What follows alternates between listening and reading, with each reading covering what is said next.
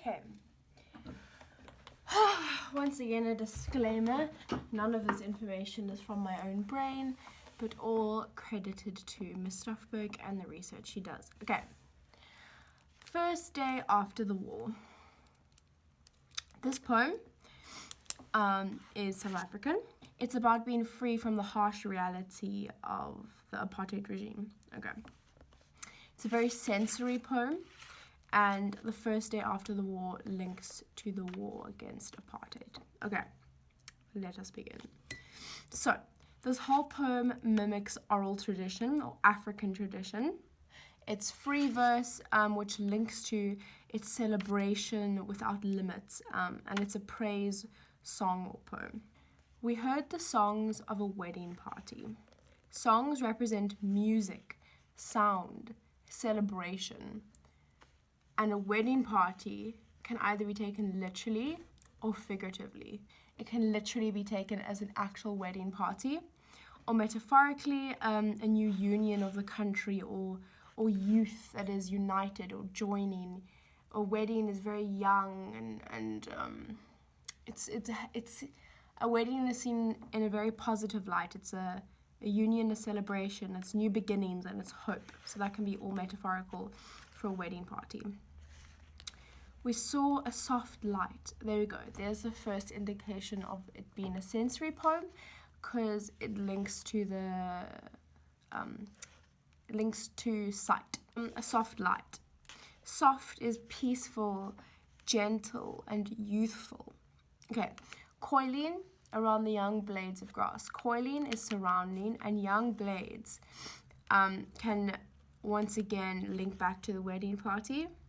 So it can be a metaphor for the couple at the wedding, or it could mean the new generation and once again new beginnings. At first we hesitated, and there's a comma, literal hesitation. It's disbelief. This is too good to be true, the situation. They can't believe it, so they hesitate. They're very skeptical. Then we saw her footprints. Her footprints indicate a path because she's leading the way and they're following her. Also, the young blades of grass, I forgot to say that, also links to rebirth, young. Her face emerged, then her eyes of freedom. Okay, her face links to her identity. And once again, eyes are seen as the window to the soul. So that's a very metaphorical word. So her eyes of freedom. Her eyes are personified. And the freedom is given an identity. So the freedom is more clear. The freedom can be recognized now. She woke us up with a smile, saying. So woke us as in we're coming alive. And smile also links to celebration. And this also emphasizes sight. What day is this that comes so suddenly? Suddenly, once again, links to hesitated. It's disbelief. And this is also, the whole line is a rhetorical question. We said, it is the first day after the war being apartheid. Then, without waiting, we ran to the open space. So now there's no hesitation.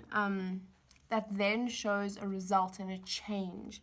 Now they're not hesitating, they're eager, they're enthusiastic, they have energy, they run into the open space, and that open space represents freedom, and because they can go where they want now, there's no restrictions. Ululating to the mountains and the pathways. Ululating is onomatopoeia. It's a noise that also represents celebration. And this is also a very rural image. It's nature.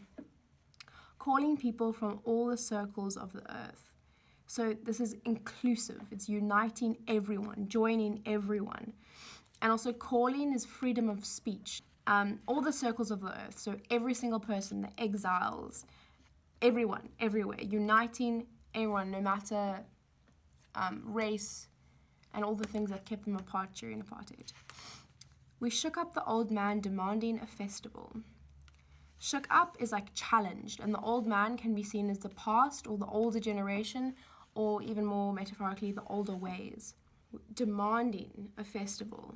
So they wanted celebration, but they demanded something because they now had rights. They were forceful, and they were confident that they had their rights. They had the right to celebrate and be free and be happy. We asked for all the first fruits of the season. So they asked for the benefits and the harvest of the season being spring, because now this is all newness, new beginnings in spring, and the fruits are the good things. We held hands with a stranger. So this is once again unity, forgiveness, reconciliation, and embracing the differences of people. We shouted across the waterfalls, and the waterfalls were seen as boundaries between different countries. So they're shouting across these boundaries. It's unrestricted, unrestrained expression. Once again, linking to the rural imagery. People came from all lands. Once again, this is all circles of the earth. So it's mutual celebration everywhere. It's diversity. It was the first day of peace. So now this is a repetition of the title, but it's changed focus from war to peace, from negative to positive, and it contrasts it. We saw our ancestors traveling tall on the horizon. Okay, quite a complex line. Ancestors are linked to Black culture or African folk, and they're the spirits that are with us. And these ancestors were part of the struggle that's now over.